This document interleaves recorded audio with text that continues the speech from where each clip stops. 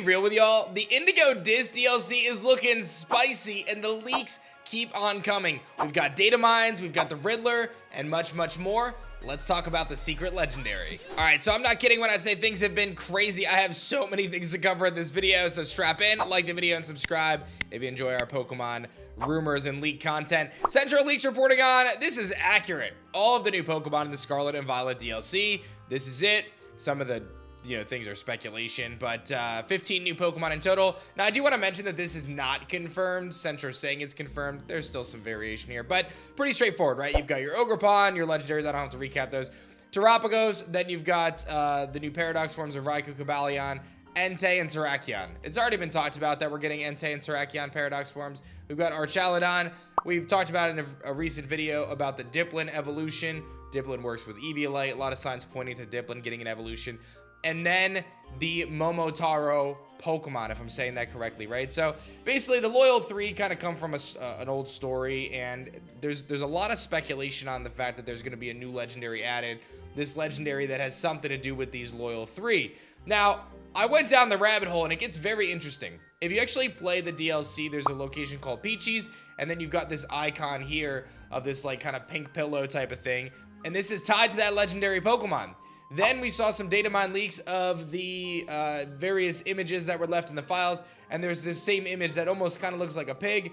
It's unclear whether it's upside down or not, but it's in there, and there's a lot of discussion that this is indeed the legendary. And then Riddler Ku actually posts a little peach icon, and Yordan had colored it in, flipped it around, kind of speculating. I do think it was upside down, so I think we've got the right orientation there. But then the Chinese Riddler actually comes out, not Riddler Ku, I believe. The Chinese Riddler went and posted the code name for the new Pokemon, and Central reports that it's Doku Taro, which is poison and Momotaro together. So the idea behind this is that the Loyal 3 were actually not these evil kind of Pokemon that are trying to take out Ogerpon and steal its mask or whatever, but rather they were just like regular Pokemon, and then they had the toxic chain kind of sealed to them, which made them have these different desires. Soul Silver had posted, desire, longing, wish.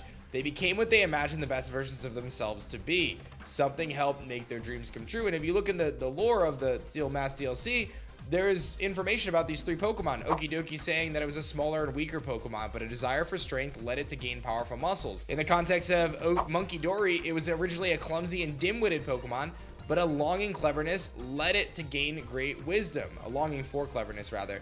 And then Pheasantipity was a Pokemon with short, dull feathers, but a wish to be beautiful led it to gain an exquisite appearance. So these are 3 Pokemon that had this great desire, wish, or longing to be something greater, and then Doku Taro, the new legendary Pokemon, comes along, grants them this wish by giving them the toxic chain, and ultimately that's what kind of snowballs into the events of Teal Mask DLC. That's what we are thinking right now, which I think is really, really fun. I think that's actually really cool. So I'm excited about that. And I think, I have my criticisms of Teal Mask, and I'm going to make a video about that, I think. But I do think that you really need to be able to look at it from a step back and see the full picture. We just don't have the full picture yet. I don't think it's necessarily fully fair to evaluate the DLC based on just one half of that, right? And this is coming from someone who's not like a super big Teal Mask fan right now, right?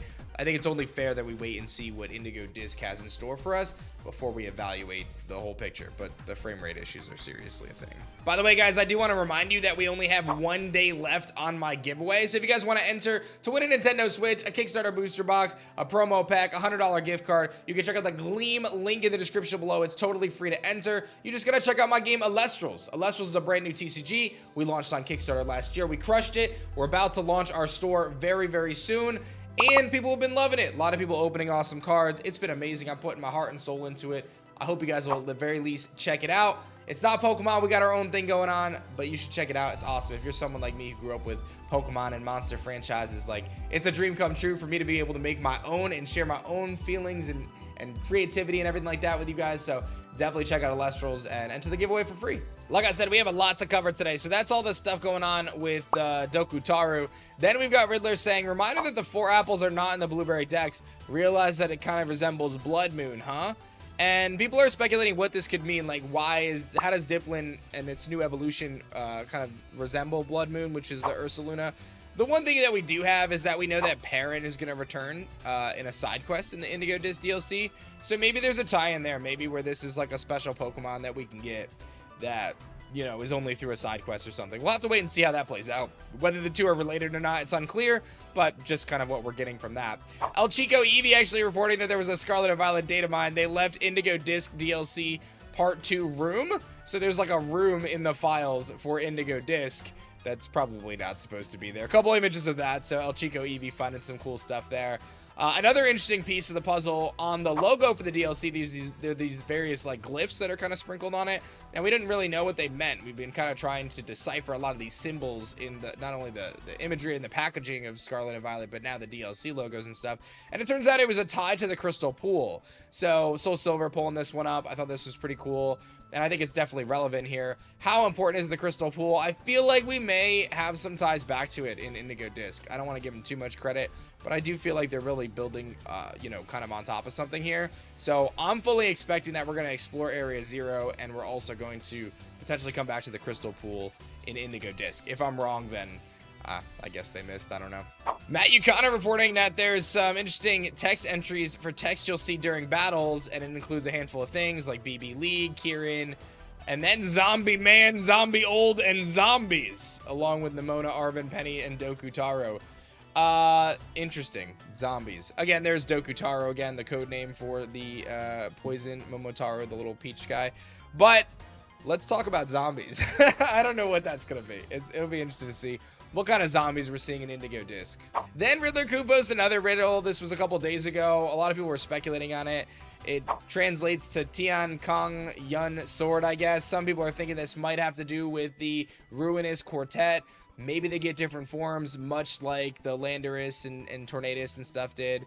You know, there's some speculation about some different legendary stuff, but not a lot of clear kind of speculation on what this could be. It's a little unsure. So some people are thinking that maybe it has to do with Diplin going over the sword. I saw some interesting comments on Reddit, but again, nothing too concrete. Pokemon dropped the ball on this one. There's a bug in Scarlet and Violet. The game has more trainers than the save file can like keep track of.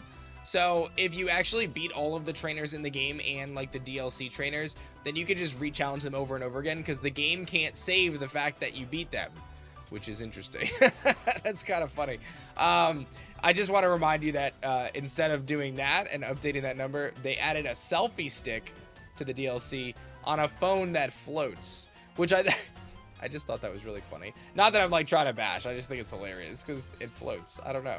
Anyway, last but not least, we've got Matt Yukana saying that the type changing NPC for Medali's Restaurant is going to actually allow you to change to the 19 Terra type, but we don't know what the requirements or the implications are, but it seems as though that this is going to be added to this little functionality in Medali's Restaurant, so we might see that any Pokemon can turn into the 19th Terra type, but that's to be seen still. So that's that, guys. I got you caught up on a lot of rumors, man. There's a lot going on in the world of Pokemon, and I hope you guys will check out my giveaway in the description below. It's free to enter. Just enter the Gleam. Thank you guys so much for watching. Let me know your thoughts on everything, and I'll see you guys soon. Peace.